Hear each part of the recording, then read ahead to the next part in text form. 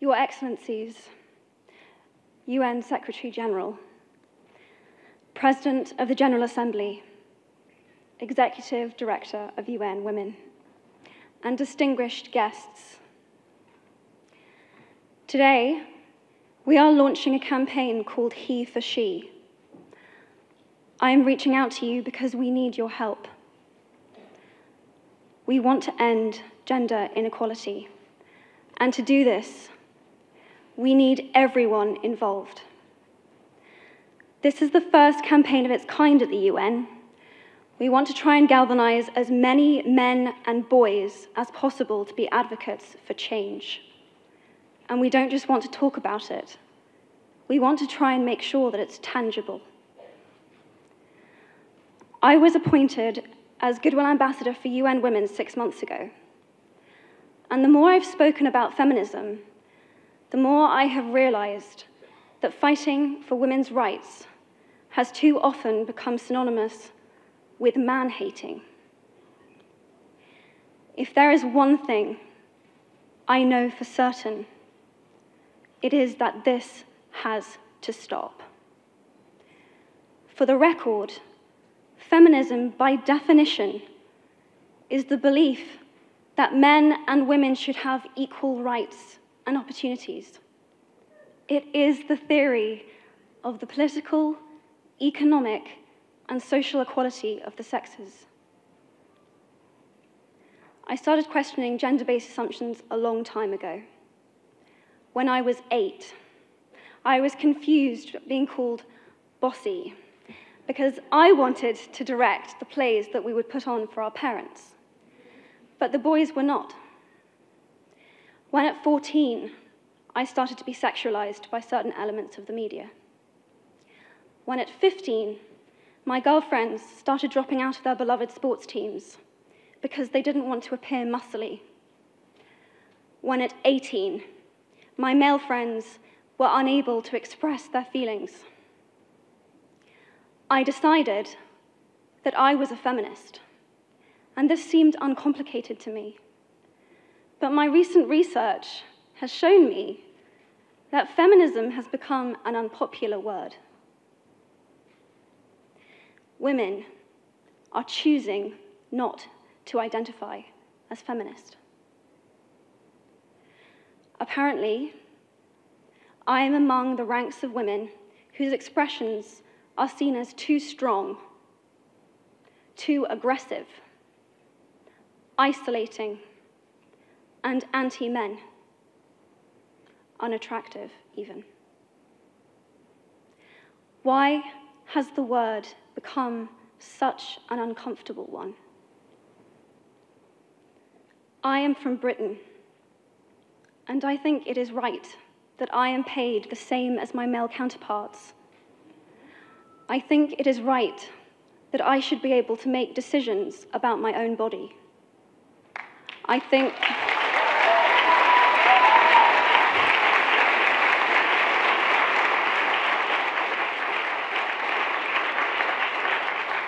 it is right that women be involved on my behalf in the policies and the decisions that will affect my life. I think it is right that socially I am afforded the same respect as men. But sadly, I can say that there is no one country in the world where all women can expect to receive these rights. No country in the world can yet say that they have achieved gender equality.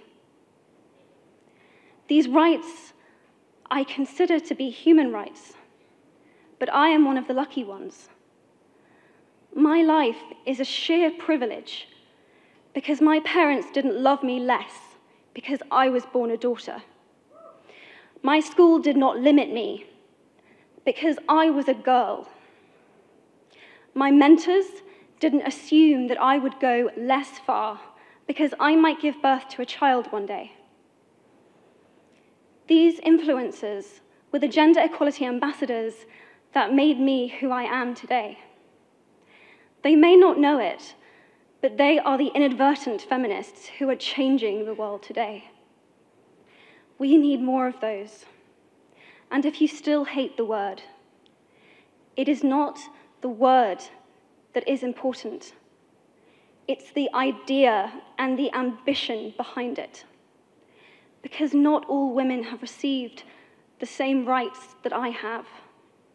In fact, statistically, very few have been. In 1997, Hillary Clinton made a famous speech in Beijing about women's rights. Sadly, many of the things that she wanted to change are still true today. But what stood out for me the most was that less than 30% of the audience were male. How can we affect change in the world when only half of it is invited or feel welcome to participate in the conversation? Men, I would like to take this opportunity to extend your formal invitation.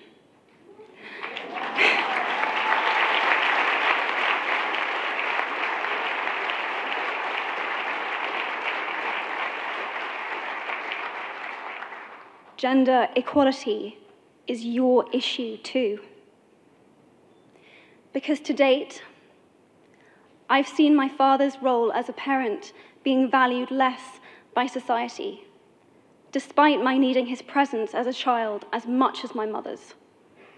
I've seen young men suffering from mental illness, unable to ask for help, for fear it would make them less of a man or less of a man. In fact, in the UK, suicide is the biggest killer of men between 20 to 49, eclipsing road accidents, cancer, and coronary heart disease. I've seen men made fragile and insecure by a distorted sense of what constitutes male success. Men don't have the benefits of equality either. We don't often talk about men being imprisoned by gender stereotypes, but I can see that they are, and that when they are free, things will change for women as a natural consequence. If men don't have to be aggressive in order to be accepted, women won't feel compelled to be submissive. If men don't have to control, women won't have to be controlled. Both men and women should feel free to be sensitive. Both men and women should feel free to be strong. It is time that we all perceive gender on a spectrum instead of two sets of opposing ideals.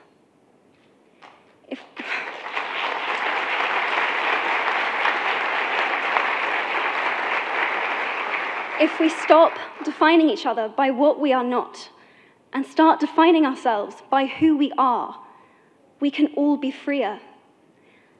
And this is what he, she is about. It's about freedom. I want men to take up this mantle so that their daughters, sisters, and mothers can be free from prejudice, but also so that their sons have permission to be vulnerable and human too. Reclaim those parts of themselves they abandoned, and in doing so, be a more true and complete version of themselves. You might be thinking, who is this Harry Potter girl? And what is she doing speaking at the UN? And it's a really good question. I've been asking myself the same thing. All I know is that I care about this problem, and I want to make it better. And having seen what I've seen, and given the chance, I feel it is my responsibility to say something. Statesman Edmund Burke said, "All that is needed for the forces of evil to triumph is for good men and women to do nothing." In my nervousness for this speech, and in my moments of doubt, I've told myself firmly, if not me, who? If not now, when? If you have similar doubts when opportunities are presented to you, I hope that those words will be helpful. Because the reality is that if we do nothing, it will take 75 years, or for me to be nearly 100, before women can expect to be paid the same as men for the same work. 15.5 million girls will be married in the next 16 years as children. And at current rates, it won't be until 2086 before all rural African girls can have a secondary education. If you believe in equality, you might be one of those inadvertent feminists that I spoke of earlier. And for this, I applaud you.